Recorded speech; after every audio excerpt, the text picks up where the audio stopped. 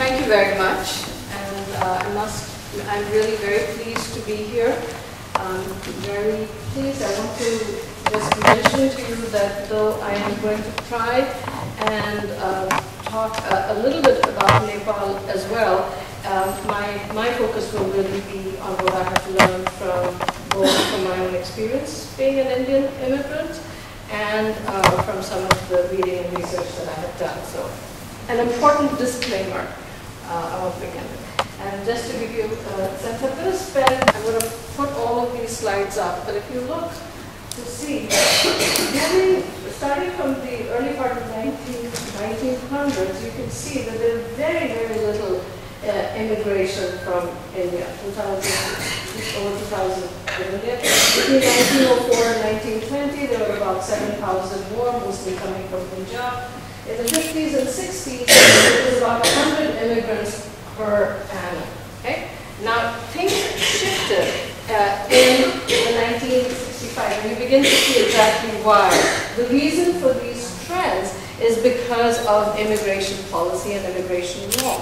And prior to 1965, there was this quota system. So each country had a quota in other parts of the world. It was very restricted.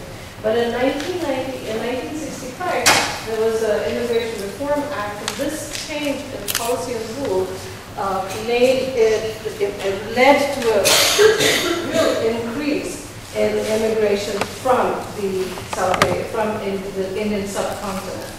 And when you look at the patterns of immigration from 1965 through current, what I had started seeing in reading the literature is that often people talk about almost as if differentiating between waves of immigration. And the first wave of immigrants, when immigration reform opened up the organizations like the Greater Boston Nepalese community, these bring together, because sometimes people are not physically around each other. These networks allow interactions and communication, etc., with people from the same background.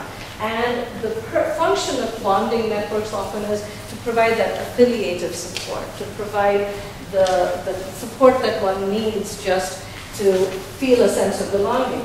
On the other hand, bridging social networks are defined as those networks of connections that we have that cross class, ethnic, etc. boundaries. So the networks that you might find, that you might build around your work, where there are many people from different backgrounds who are working together.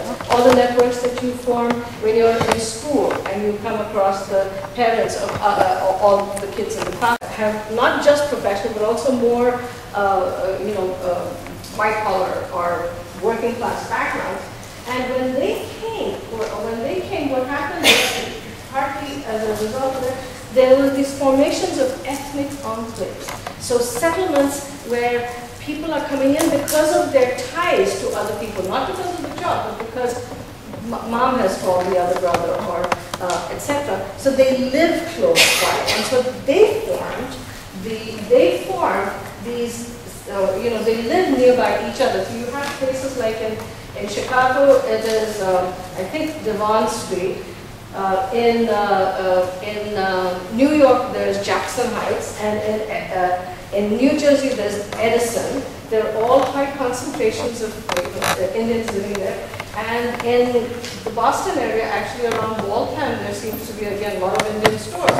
And the important thing about this is that with this new wave of immigration, there were people who were providing lots of, now you have businesses that cater to your particular community. So you have the restaurants, you have the beauty shops, you have the place where you could get your clothes. You had all of this support infrastructure so that your particular cultural community, your practices can be maintained.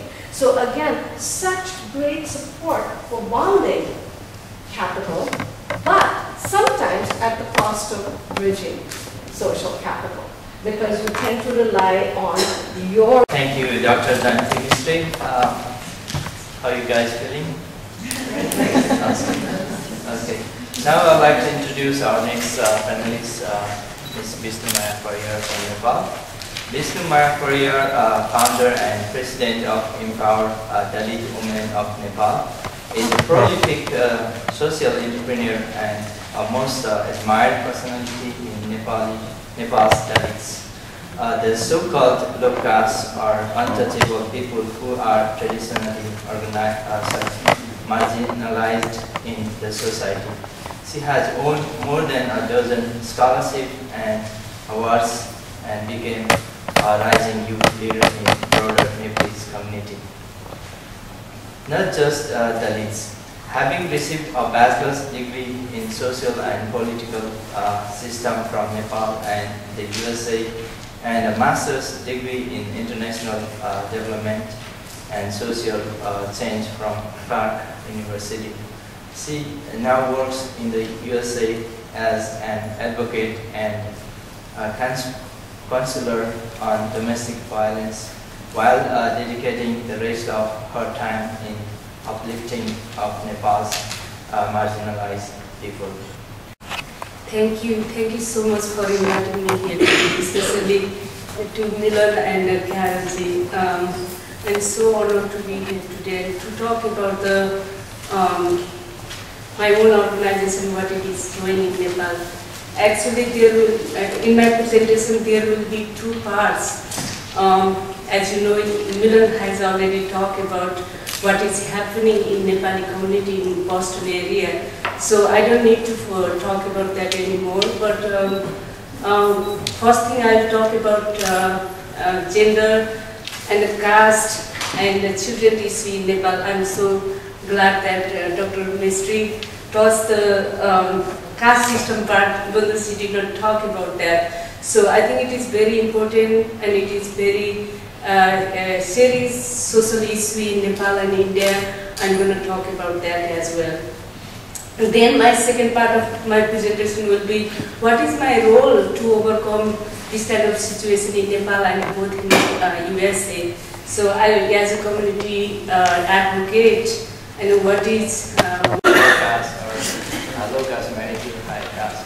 But there was a demonstration against that. It's embarrassing. I don't know. It was embarrassing system from the government. So it was. I don't know. But still, the rules is there. But there was a big demonstration against that. The only other piece I want to mention is reiterate what Vishnu said, which is it may not come into play here, but it certainly comes into play in terms of who has access to coming to the country.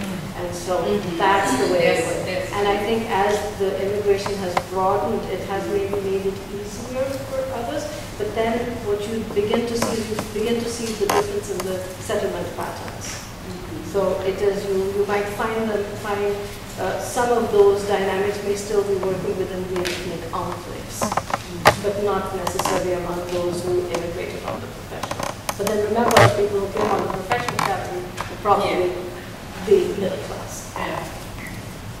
The Task Force Against Domestic Violence is a wonderful resource, and now that we have a contact there, please check them out and keep them on your resource list. I can get that www.atask.org. This is the task force. We have so many different programs for the immigrants. Like we have English class, we have like Silver also, and we have this program as well. So please check the website. And the other resource, of course, is Milan's website and blog. So again, if you have flyers of events for your organization and you'd like to reach out to the Nepalese community, you can email those to me and I'll send them to Milan and he'll post them. So again, I'd like to thank our speakers. This is wonderful.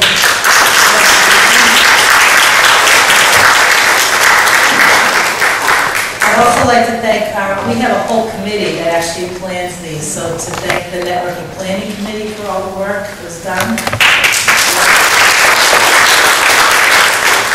And as you leave, Ellen will collect your evaluation forms, and the committee sits and we really study those evaluation forms and inform us about how to change and make all the events better. So thank